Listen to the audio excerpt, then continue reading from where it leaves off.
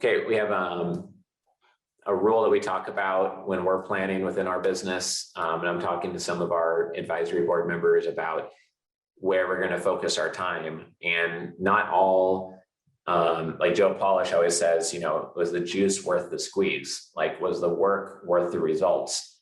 And where you focus your time is going to change what you get out of it. And choosing the right type of investor is obviously critical, but also figuring out what portion of the market do you want to really dominate and do great in, and where's everyone else, and how could you look for a segment that is most valuable to you? It doesn't have to be the most high-end segment, but it could be, where do you really do well and what do you enjoy working on, where do you make the most money or the most momentum, where there's the most future demand, and figure out what that little segment is and carve that out for yourself where others have not.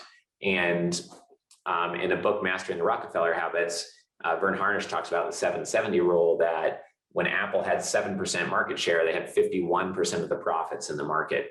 And I think that later went up to 13% and 90% of the profits in the mobile phone market. But the real thing here is a focus on a sub-segment and always be refining that. So even if you've heard this concept before in our events or others, making sure that you are more focused. And if you're competing against a gorilla, what's the most valuable niche that's up and coming that they haven't really done a good job positioning themselves on, because they're IBM and they're a huge gorilla. So it's hard to think of IBM first when it comes to some new niche area, unless they just put an enormous amount of effort and spending into that. And it might not be as agile, and it might be a little bit more of high turnover, a big organization like that, perhaps, to be able to compete against them.